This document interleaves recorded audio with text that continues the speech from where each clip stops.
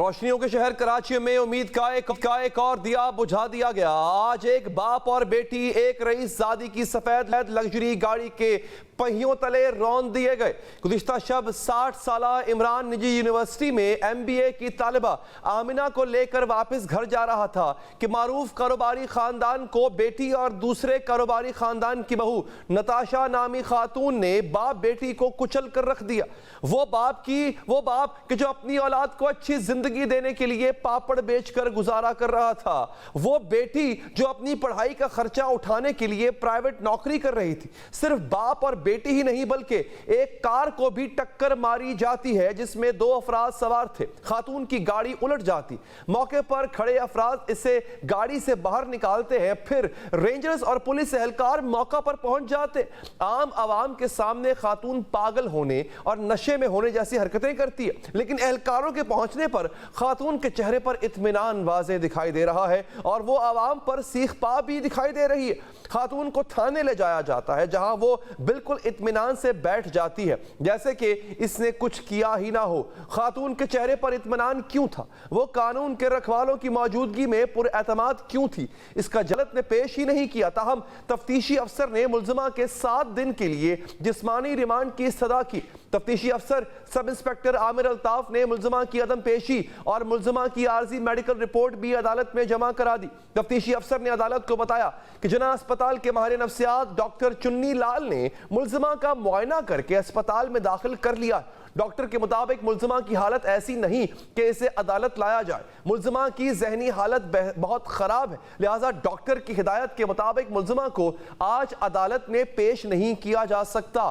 سماعت کے دوران ملزمہ کے وکیل نے درخواست کی کہ میری موکلہ کو ضمانت دی جائے کیونکہ میری موکلہ کی ذہنی حالت ٹھیک نہیں ہے، وہ جناح اسپتال میں زیر علاج ہے۔ اس پر عدالت نے کہا کہ ملزمہ کی پیشی کے بغیر ضمانت نہیں دے سکتے۔ فاضل عدالت خصوصی مجسٹریٹ کے فرائض انجام دے رہی ہے اور عدالت کو ضمانت دینے کا اختیار نہیں ہے، اس لیے ملزمہ کا 1 دن کا ریمانڈ دے رہے ہیں۔ عدالت نے حکم دیا کہ کل ملزمہ کو متعلقہ عدالت میں پیش کریں اور اگر ملزمہ پیش کرنے کے قابل نہیں ہے اس کا پراپر میڈیکل سرٹیفکیٹ متعلقہ عدالت میں پیش کیا جائے۔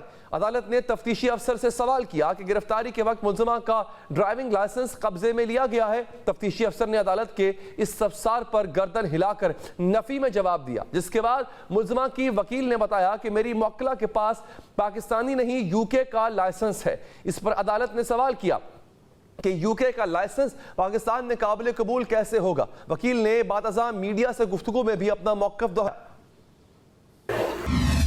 سوال یہ ہے کہ اگر ملزمہ ذہنی مریض تھی تو اس کا برطانوی لائسنس کیسے بنا؟ خاتون کو پاکستان میں گاڑی چلانے کا پرمٹ کس نے دیا؟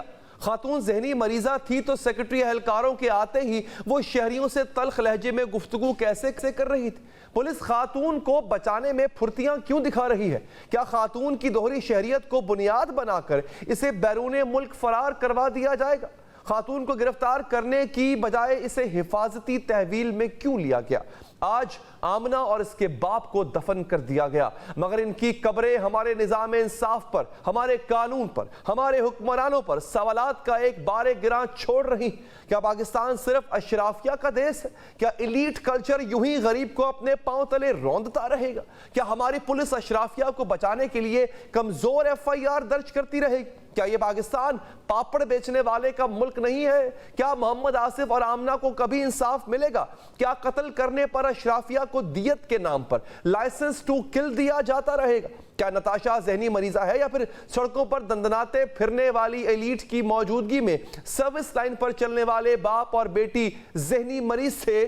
محترم وزیر اعظم صاحب، اسلامی جمہوریہ پاکستان، محترم چیف جسٹس آف پاکستان صاحب، آج شہر قائد میں مٹے وہ مٹی تلے سوئے باپ بیٹی کے اہل خانہ انصاف کے لیے آپ کی جانب دیکھ رہے ہیں۔ انہیں آپ بھی امید ہے کہ انہیں ماں جیسی ریاست انصاف دے گی، لیکن حضور والا اس قوم کو گزشتہ شب ہی یقین ہو گیا تھا کہ مقتولین کو انصاف کبھی نہیں ملے گا، کیونکہ ہماری تاریخ یہ بتاتی ہے، کیونکہ یہ دیس اشرافیہ کا دیش، وہ اشرافیہ جو قانون انصاف اور آئین کو شتر بے مہار کی طرح اپنے پاؤں تلے روندتی جا رہی ہے۔